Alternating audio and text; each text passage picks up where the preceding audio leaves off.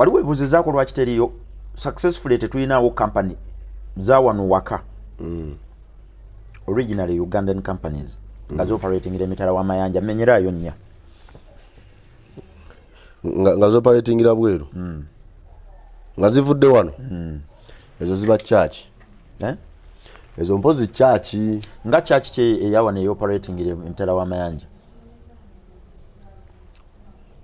nga church nga base yayi wano negende eri yiga yayinayo nendoze yayiga yagwa nawo yali South Africa ngeri mu bani ngeri mbana Uganda oba balala abafirika bwebanga era yali mu bana Uganda tuba tetufulumye tuba tusigadde wano naye nga tuli just mu kifo kirala nesinagoga inaye bweru sijimanyiye Kongo kyembadengezako kulago kitegedde nti environment bwe batesobozesa bannansi kuzimbiramu mirimu ne bamala ne bagifulumya wabeerawo ekizibu ate ekinene nkumenyere company eze Kenya nga ziri Uganda KCB Bank Jubilee Insurance biri Equity Bank ne bwenkomaawo Starbex ey'amafuta gwe menyerayo 3 nga zawano nga ziri Kenya sinaje manyi ntake nayo kategedde nebino ebintu tebabituula wansi birowoozaako economy noza tusinganya okufulumya Rwanda noza tugenda Rwanda gye tuteeke emirimu gyaffe economy nga nkyali ku nsonga ya musolo nyina akantu kenjagala okuyisaawo katono kayinza okuba tekali somehow related waliwo group gyendimu omukyala yagenze na sharing akantu ng'omuchina ali mukuba muna Uganda embooko bubi nnyo ebbali waliwo abannayuganda abayimiridde nga balamulaba bwamucapa sifuddeeyo muna Uganda kyabadde akoze ka video ako kagenda na viral omukyala yakateekako n'ebigambo naga naye ffe twali aki omusajja ono afuna obwenkanya nenzija wansi ne mugamba nti ebikoleddwa ku muvubuka oyo abachina bali online balaba butereeve ebigenda wansi balaba butereeve ebigenda maaso mu ggwanga lyaki omuchina nga tannaba kukussaako kitiibwa asooka kulaba abali ewaka babayisa batya ontegedde kyalaba online agenda kitranslating akikole because first of all bwe waba tewaliwo human rights respect ewaka omuchina talina bwakusonyiwa tewali era amanya tewali kijja kukolwa olaba bano abantu abakola ku bannayuganda efujja emitala w'amayanja bamala kulaba kiri waka amanya olowooza bagajjawa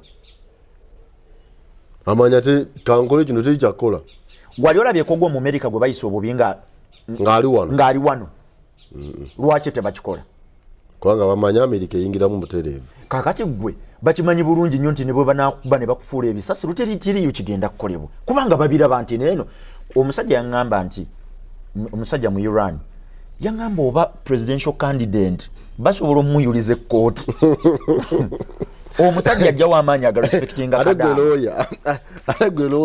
ajjawo amaanyi aga respecting omwana ali mu kiyumba nga biri yabirabi kuba ennaku zino tolina bwokweka information egenda maaso mu nsi yo ontegeera kati okuddayo ku nsonga y'omusolo wateekwa okubaawo ekintu ekikolebwa ekitongole kya URA kirina okukola ennyo okuwideninga tax base eno enkola lwaki bali mu kugireeta bagisindikemu mu bantu ate nga bagamba tegenda kubeera reversed lwa nsonga nti banoonya bukubirire walina okuva ssente naye nze kisinga okunnuma nti ebintu ebyabivudde mu ssente ate babireka ebbali nze basobola okujja ssente ziyamba eggwanga ez'okutambuza simanyi oba abasajja bano ba benchmarkinga naye baali badde teba benchmarkinze baali badde bakopyeyo economies nga 2-3 butya bwe zirina kubanga Uganda nze bwongamba defining tax system yayo very regressive very progressive mbutuufu simanyi naye bw'otunuulira ensi endala olabira ddala nga balina tax system ekuuma emirimu gyabwe nga weegiri era ne bamakinga sure nti emirimu egyo omuntu agitandise agisustaininga ne economy nemuyambako emirimu egyo gibeewo. Njagala government ya Uganda etandika okulaba ba businessmen nga asset y'eggwanga. Bw'oba tunuulira nga asset y'eggwanga n'emirimu gyabwe otuuka ekiseera n'obakwasizaako babeerewo. Onfuna? N'otabalwana bulwanyi baveewo obagoba bagende Congo n'obagankyabwe mbate kubanga tewaliwo economy ne bw'oba olaze mu nsi ki tewaliwo economy talina importation. Teriyo. Kubanga Uganda amaanyi gaffe we gali twagana okusaawo ssente. Galiwa Amaanyi ga Uganda ekyo Uganda export gye yali badde esinga okuba naye ey'amaanyi is tourism. Mu nsi yonna ffe tusinga embeera ennungi. Tewaliwo nsi wansi ku lukalu lwanjuba wanesinga Uganda mbeera ya budde ennungi. Naye ate nga ffe tusembayo obutafuna mu byabulambuzi. Ffe ffennyini tulina flora omulungi eyali badde alambulwa. Ne lwaki talambulwa? Kubanga abalambuzi tebayita bayite. Beereta bokka. Omulambuzi tosobola muyita. Embeera gy'otaddewo ye mukola ki? Ye muleeta. Gwe teweebuuza nti eggwanga lya UAE lifuna emiliyoni z'abantu 19 omwaka. Uganda efuna bameka? N'ensi gye nkugambye eyina summer, eyina ne winter. Nti musana tebasobola nagendayo ne weewunye beenyigiriza ne bagenda. Because e UAE system yaayo tosobola kubba yadde akasimu. Buli kaguudo konna ne bwe kaba kayingira wakakole. Eyo yembeera esika investor.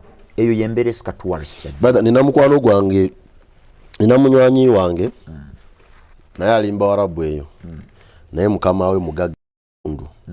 Kati yali agezaako musenda nga tugendeke Uganda. Bema namugamba yo Uganda. No. Bad roads. Bad roads, poor roads, don't have roads.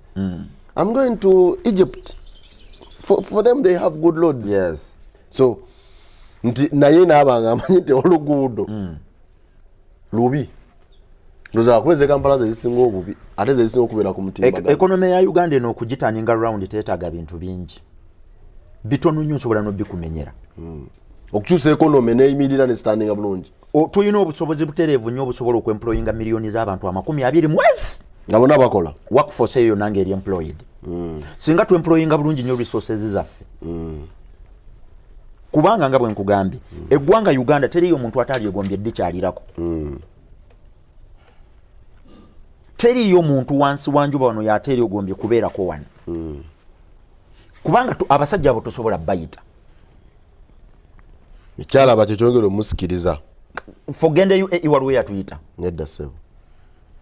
Mwazunza mitwe gyammwe mwekka. Gwe mwennyini otula wansi n'okubamu amapeesa n'obala n'oga bwe mbeera ne miliyoni 3 wawe nsobola okuziteeka nga ziri safe. Ne zikomawo. Nenfunako. Ng'omusolo guli manageable. Kubanga ekiruubirirwa ky'omusolo nga bwe nakugambye just regulating economy. Butabeera na hyperinflation, butabeera na inflation, n'okuregulatinga entambula ya ssente mu nsi. Omusolo gwe gukikola obulungi. Gwe gutandikirwako. Gwe gumu ku makubo. Kubanga ogenda kubeerawo ne central bank policies ezigezaako okulaba nga ssente zikendeera kwambusa interest rates kuzikkiriza wansi. Ebyo byonna bikendeeza ssente oba okuzongera mu economy. But eyo nga tetunnatuukayo omusolo kye kisookawo. Onfuna? Yes. But enkwata gye tukuttemu omusolo gwaffe ogw'e Uganda tuli bamalirivu nnyo nga tulowooza nti gusobola butereevu nnyo okulaakulanya eggwanga. Ekiyinza okubeera ekizibu. Nze wansi w'enjuba wano toyinza kumenyerayo mawanga 3 nga economy zaakulaakulana lwa musolo. Economy ekulaakulana lwaki? By investors. Economy drivers nyingi. Naye mu zo ebimu ebisinga okubeera ebinyuvu era ebikulu kwe kuba nti rate kw'ofulumiza ssente mu nsi eri wansi wa rate kw'oyingiriza ssente bye bimu ku main drivers. olwaleero bw'otunuulira the main export of Uganda is labor. Bannayuganda bali emitala w'amayanja bw'otunuulira ssente ze bayingiza wano bw'oba oziquantifyinze zisingira ddala bulungi ssente ze tujja mu bintu bye tufulumya. Onfuna? But kye tufiirwa nga leba efulumye kinene nnyo okusinga kye tuyingiza nga leba yeekoleze ki? Yayingidde. Ssente ze baweereza ze tuleka eri nnene nnyo okusinga ze tukomyawo. Ezidda. Kakati ekyokukola kiriwa? Drivers ezigenda okukuza economy kwe kuteeka essira ku bantu bano ababadde bafuluma ne basigala ewaka ne babeera productive.